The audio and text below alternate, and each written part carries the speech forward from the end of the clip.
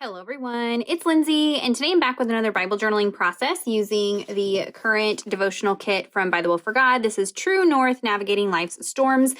This kit did sell out both runs. It may come back down the road in a month or so, a couple months. I don't know. They do try to restock kits periodically, but they're already working on next month's kit. So sorry about that if you didn't get a chance to get it. But if you did, I am working in day 2. I know I'm a little behind, story of my life, but I'm wanting to really take my time with this one because it's really, really good. So day 2 is talking about discernment and using biblical, godly discernment as we navigate the world and not just relying upon our emotions and reacting by our emotions, but responsibly reacting to things in a biblical way. And I can't think of any more timely of a time for this than right now, with everything going on in media, social media, politics, all the social justice conversations, whatever it might be. What does Scripture say? What does the Bible say? What's the example that the Bible gives for how to navigate these things, and use that as your lens and not just an emotional reaction. So I have a lot of journaling I want to do, some a little bit more private. So I am going to create a fun little tip-in. I am using my Interleaved Bible, so I do have a full blank page. But over here on the verse, which is Psalm 119, verse 66, says, "Teach me good judgment and knowledge, for I believe in your commandments." I'm going to create a little tip in over here using one of the spiritual prescription cards. This was an add-on, and then one of the journaling cards from the kit. And then I'm going to create kind of a fun little scene over here using the stencil. We're going to play with some texture paste. I've never really mixed watercolor with texture paste, but I wanted to try that today since the kit does come with some watercolors. I know not everybody has distress inks, and so I want to do that. So I have things prepped for that. I have a couple of the die cuts that I've prepped. This is one of the ones that came in with the kit, and I am kind of OCD and crazy, and so I used a craft knife to go in and cut out all the white space and just kind of further refine the die cut. That way it will look like it's blending into my image. And then I'm going to create a little title down at the bottom using one of the add-on papers and a stamp set and things like that. So everything will be listed down below. Let me go ahead and put you guys on fast forward and we'll put this entry together. All right, let's get messy. So I have a piece of plain paper behind my page just to protect everything. And I'm going to start out by applying just one thin layer of white acrylic gesso.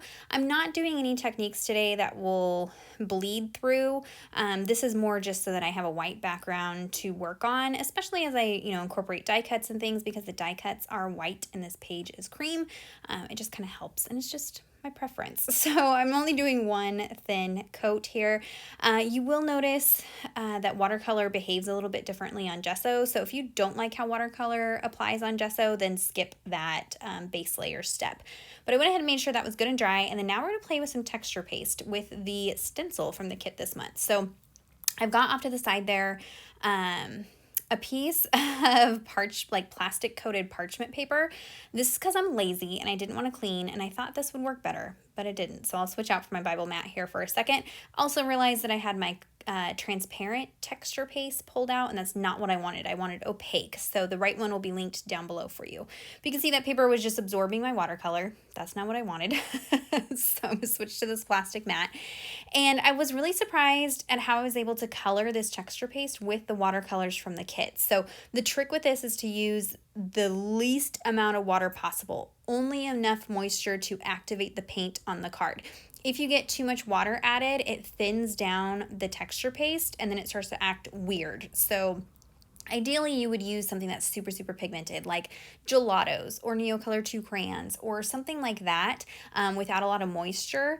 But I wanted to do this for those of you who don't have those mediums. So I just picked a couple or 3 of the blues from the watercolor card, and I'm just giving myself a little swatch of it on my plastic, and then I'm blending it with the texture paste. You do want to work with 2 tools. So you can see I have my dirty tool, that's this one that I'm applying it with, and then I have a clean one in the container. This way I can pull out more texture paste if I want without contaminating the jar with the blue texture paste I'm working on, if that makes sense. But I'm just picking up these 2 colors that I've mixed, and I'm kind of avoiding the areas of the stencil where it's going to be like frothy and white. It's not perfect because it's messy. I'm working with a palette knife, and I am letting the two colors kind of blend. So if you swipe the colors over each other, they'll kind of blend together and give you a smooth transition. And then as I go in with the white, you can see I plopped out a chunk of white for me, because if I keep going back into that jar, I'm going to contaminate it as I pick up some of the blue. So just be mindful. This stuff is reasonably priced, but you don't want to ruin a whole tub of it by tainting it blue. So I'm just going in and adding just straight texture paste, no color added, to the areas of the wave that would be white. It is picking up a little bit of the blue, but that's okay. And there you can see you get this really fun textured wave stencil. So I went ahead and dried that layer first just so I wouldn't smudge it. I'm flipping the stencil over, and then I'm just adding a little bit more through it to extend this ocean across the page, because it wasn't, all the way across the page. So I'm not putting it through the entire stencil, just like that, just so it gives the look. And then I'm going to add a few bits down here at the bottom. I kind of wish I'd done a little bit more, because I do have that harsh straight line where the bottom of the stencil ended. But in the end, once I add all the watercolor, it isn't too noticeable. And I'm just going in with, whatever texture paste I have left on my mat at that point. So now this is good and dry, and I can go in with the watercolor directly to fill in spaces and to finish out the ocean scene at the bottom of this page. So I've swapped out to a big fluffy mop brush. And I'm not caring what color I pick up. I'm just picking up a variety of color. And you'll see with that texture paste, because it's raised, the watercolor kind of sits in it and pools in it and creates even more texture where the texture paste is. So it's just a fun element. You can see here, because my background is prepped with gesso, the watercolor is kind of wanting to pool and pull towards itself and puddle, which it won't necessarily do on a blank page. So if that look bothers you, then don't gesso. But the nice thing about the gesso is if you mess up, you can pretty much fix any mess up. Especially with watercolor, you can almost 100% pick it up off of a gessoed page. So that's kind of nice. At the top here, I'm just adding that gray color to kind of give it a stormy sky look. And as things dry, coming in and adding some additional layers, deepening up places. As watercolor dries, it dries lighter. So you may need to go in and add several layers. That's totally okay. Watercolor sometimes can be a quick and easy medium to work with, but really it looks best when you layer upon layer upon layer upon layer as it dries.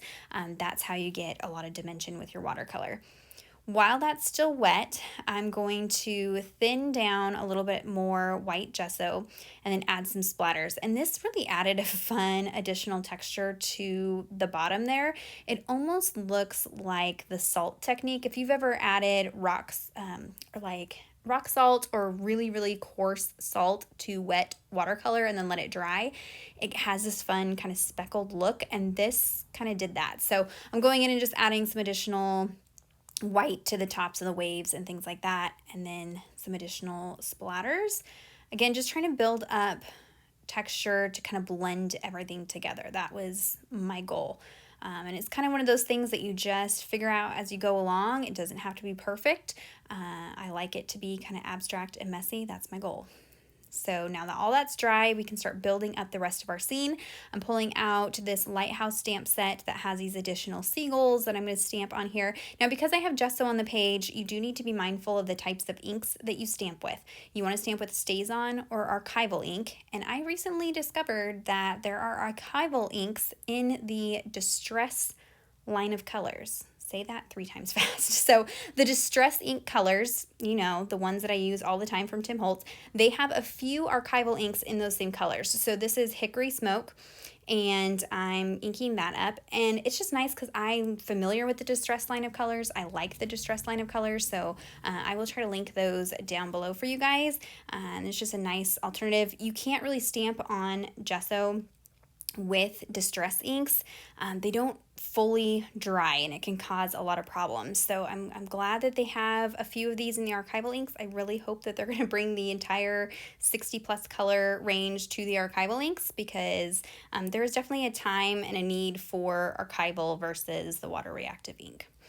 So I use some liquid glue to attach those die cuts because it is going over the texture paste. You want to make sure that you use a really strong adhesive.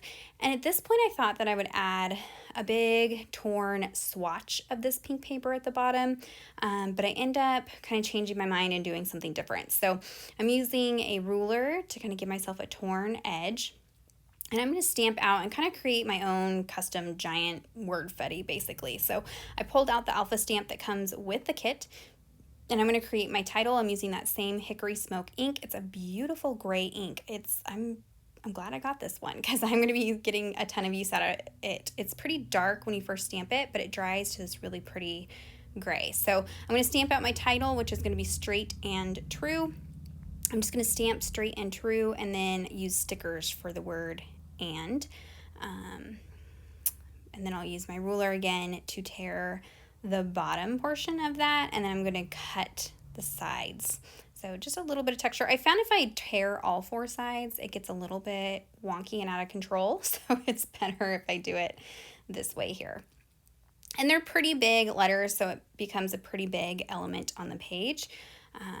So it may not be best to do this technique if you're working in a traditional journaling Bible. Now, before I stick those down, I did really want to add in this wheel because that's kind of goes along with the topic that we're talking about, where it's steering us in the correct direction. And so I pulled out this additional stamp set that has this boat wheel, and then I'm going to use some vintage photo archival ink again because I'm stamping on that gesso. I want to make sure I'm using archival ink. That way it will dry. So this is vintage photo. I should have gone with the darker. I think there's walnut stain as well, but it is what it is. So I stamped that, and I'm going to kind of fiddle around, try to figure out what I want to do. I didn't really like how this was stamped on there, and it just didn't fit. So I'm going in with a warm gray brush marker and kind of brushing in there. Be careful because gesso can be a little bit rough on the nibs of your markers. So luckily I only have one layer. It's pretty smooth. This is activating the watercolor and kind of moving it around and creating kind of a greenish color, but that's okay. I'm just wanting to fill in that stamp so that it stands out from the background a little bit more. And then just make sure you scribble off your marker before you store it to get off all of the watercolor that it may have picked up. So luckily there are tile alpha stickers in the same pink color as that paper that you can pick up as an add-on. And so there is going to be my title there, straight and true. Again, I probably could have used regular adhesive with this, but I already had my liquid adhesive, and it kind of helps attach things over the top of the texture paste. Moving on to my journaling cards, I ran that one through my typewriter and typed out a prayer, and then just using some of the clear alpha stickers to spell out amen. And then for the spiritual prescription card, I'm going to use this to do the definition of wisdom. This is part of the day 2 study that we did. There was some word definition. There's several different scriptures to study, so I could put the additional scripture references on the back of this card as well. Creating tip-ins just gives you plenty of room to add notes and scriptures and journaling and prayers and all that goodness. So I'm going to have plenty of room here.